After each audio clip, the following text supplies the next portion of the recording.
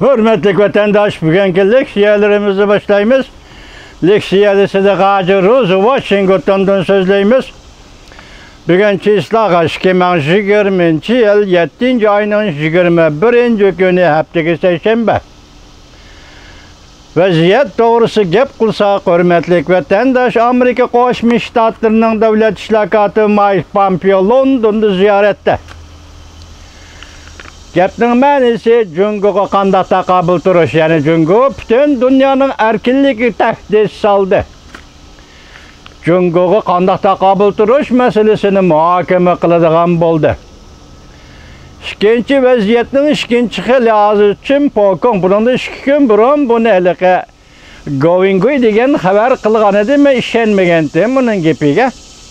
Bu qatim Chin Pokong bugün tunigan bir mavzu qo'yibdi. Bu mavzu nima desiniz? Amerikaning harbiy aeroplanlari Beijing osmonidan uchib o'tdimi deb savol qo'yibdi. Ben bunu bugün şu mavzu bo'yicha sizlarga elib chiqdim. Anglashga vaqtim yetmedi. Kechiringlar meni vatandaşlar. Endi biz bugün mushuning munosabatli holda sizlar bilan leksiyada ko'rishimiz. Mavzu munda, hurmatli vatandaş. Tömürne qizig'i desa qo'sh. Davlat ishlokati Mike Pompeo Londonga yetib kelib, Jungoga o'rtaq taqobil turmoqchi bo'ldi. Mavzuda xabar 7. ayning 21. kuni Amerika ovozining Xitoy Tel programmasi e'lon qilindi. Xabar undaq boshlan.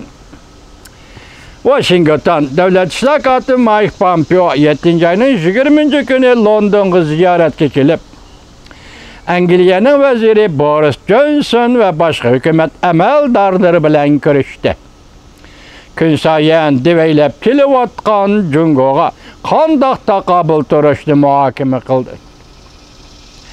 Jungo amaldorlari bundan sal burun Londonning ba'zi zo'r masalalarda Amerikaning gapini anglab chiqilganligini ayblab, Angliyaning o'z oldiga tashqi siyosati bo'lishi kerak deb ko'rsatgan.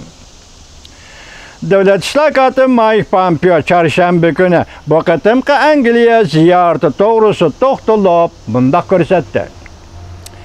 Men ishonamanki, Jungo Kompartiyasi va bu partiyaning dunyoning har qaysi joylarida erkinlikka paydo qilgan tahdidi bu qatimqi ziyarati muhokama qiladigan muhim temadir.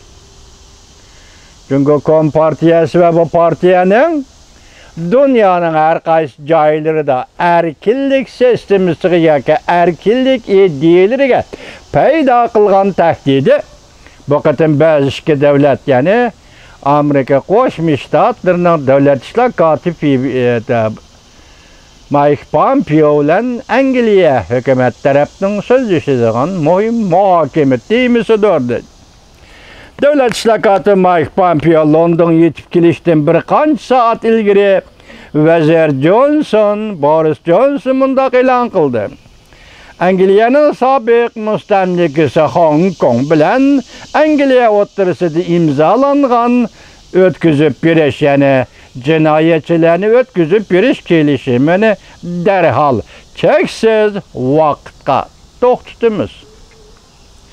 Bu orqali Jungo doiralarining xalqaro jamiyatning qarishtirishiga qaramay 6. ayning 30. kuni Hong Kongcha davlat bexatarligi qonuni e'lon qilganligiga qarshi turamiz. Bu qonunning 38. moddasida mundaq belgilangan. Shanghai Hong Kong bo'lmasimi, Shanghaining sirtida, yana Hong Kongning sirtida Hong Kongda yo'l qo'yilgan bu qonunga qarshi jinoyat sodir qiladigan bo'lsa, ham bu qonunni ishlatish doirasiga kiradi. Demak, bu jinoyat sodir qiladiganlar kimlar? Jungo fuqarolarimi yoki boshqa fuqarolar bu aniq emas. Davlat ishlokati Mike Pompeo mundaq ko'rsatdi. Jungoning bu qonunni turg'izganligi butun dunyodagi barliq davlatlarga qarshi turganlikdir. Demek başka devletlerin barken de Xitoyning qonuni doirasida.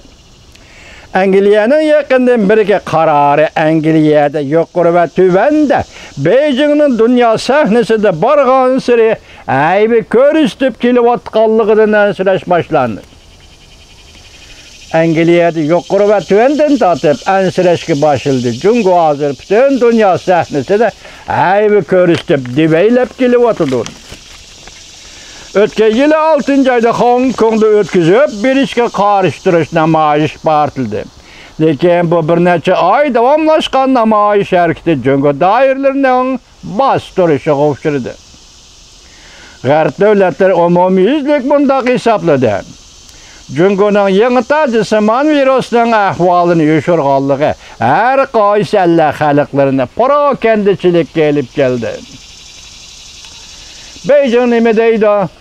Shanghayning Hong Kongning ishlari jungoning ichki ishi Angliya va boshqa davlatlarning aralashish huquqi yo'q.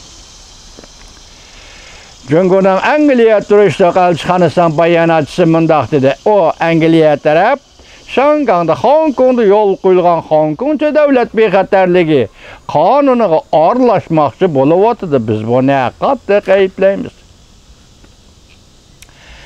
Bosh elchi Li Shaming BBC'ga mundaq dedi. Angliyaning o'ziga xos dilo. Angliyaning o'ziga xos diplomatik siyosati bo'lishi lozim. Amerikaga agishib usul o'ynamasligi lozim. Huawei shirkatiga muomala qilgandek. Davlat ishlar katibi Mike Pompeo Londonning bu qaroridan ilhom oldi dedi. U yana mundaq ko'rsatdi. Bu masalaga qanday muomala qilishda demokratik davlatlar hozir ittifoqlashyapmiz. Demokratik davlatlar hozir ittifoqlashyapmiz.